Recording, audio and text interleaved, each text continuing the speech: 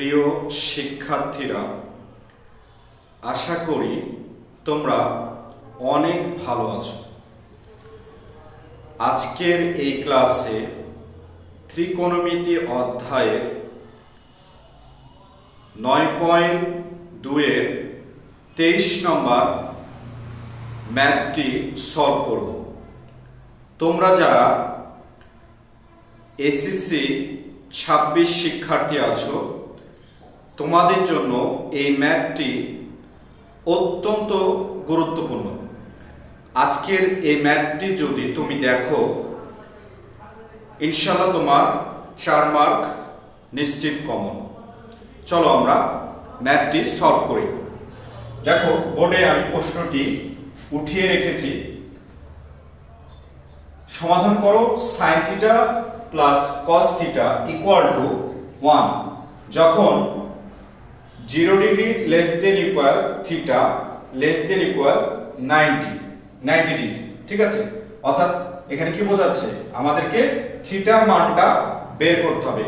থিটার মানটা কি হবে, 0 ডিগ্রি অথবা 90 ডিগ্রি। ঠিক আছে, তো প্রথমে যে কাজটি করতে হবে, আমাদেরকে প্রশ্নটা যেটা দেওয়া আছে সেটা উঠায় নিতে হবে। দেখো, দেওয়া আছে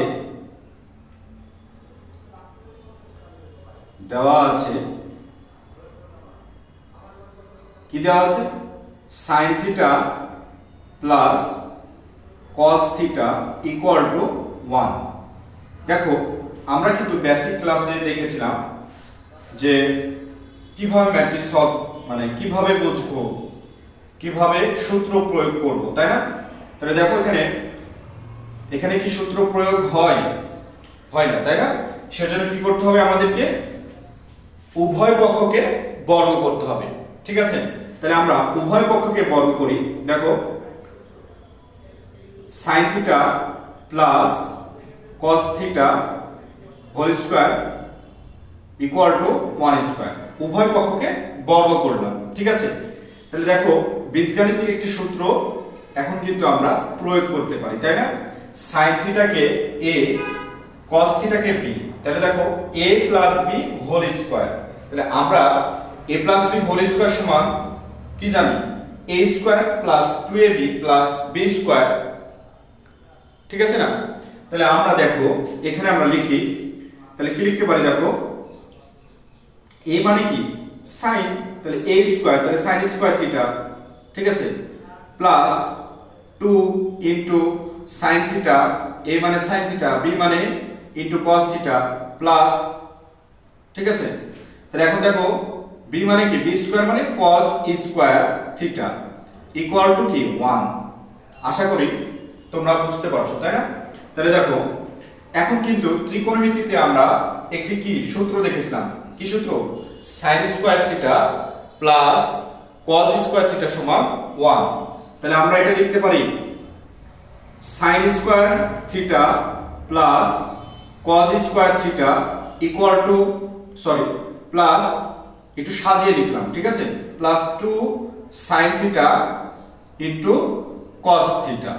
ঠিক আছে, ইকুয়াল টু 1।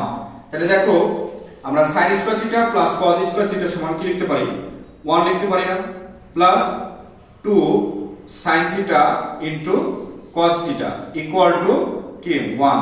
দেখো, সমীকরণের দেখো, বাম পাশে যদি প্লাস থাকে তাহলে ডান পাশে যে কি হয়, মাইনাস হয়, আর বাম পাশে যদি গুণ থাকে তাহলে ডান পাশে যে ভাগ হয়। তাহলে দেখো, এখানে এই 1টা দেখো প্লাস 1 আকারে আছে না, তাহলে আমরা এই পাশে নিয়ে যাব, তাহলে কি হবে, ডান পাশে নিয়ে যাব। তাহলে দেখো, আমরা লিখতে পারি 2 sin theta into cos theta equal to 1 minus 1, plus 1 ছিল মাইনাস 1 হলো। তাহলে আমরা কি লিখতে পারি, দেখো তো, 2 sin theta into cos theta equal to 0। দেখো, এখানে 2 কি অবস্থায় আছে, গুণ অবস্থায় আছে, তাই না? তাহলে আমরা জানি যে বাম পাশে যদি গুণ অবস্থায় থাকে, ডান পাশে যে কি হয়, ভাগ হয়। তাহলে আমরা লিখতে পারি sin theta into cos theta equal to 0। ঠিক আছে, কারণ 2 কে মানে 0 কে যদি আমরা 2 দিয়ে ভাগ দিই তাহলে কি হবে 0ই হবে।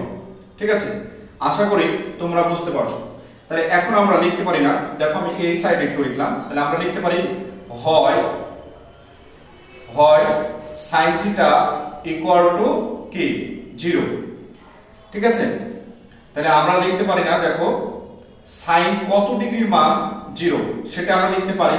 তাহলে sin 0 ডিগ্রির মান কি 0। তাহলে দেখো a sin R a sin কেটে যাবে না, তাহলে কি থাকে থিটা ইকুয়াল টু 0 ডিগ্রি। ঠিক আছে, অথবা দেখো আবার দেখো অথবা cos থিটা ইকুয়াল টু কি আমরা লিখতে পারি 0। একবার sin থিটা সমান 0, cos থিটা সমান 0। ঠিক আছে, তাহলে cos থিটা সমান 0। তাহলে দেখো এখন cos কত ডিগ্রির মান 0, তাহলে cos আমরা কিন্তু সবাই জানি cos 90 ডিগ্রির মান 0। তাহলে cos কি হবে কেটে যাবে, আমাদের কি থিটার মানই তো আমাদের দরকার, তাহলে থিটা 90 ডিগ্রি। তাহলে নির্ণয়ের সমাধান কি হবে থিটা, অতএব থিটা ইকুয়াল টু আমাদের মান কিন্তু আমরা পেয়ে গেছি কি 0 ডিগ্রি অথবা কি 90 ডিগ্রি। আশা করি তোমরা সবাই বুঝতে পেরেছো।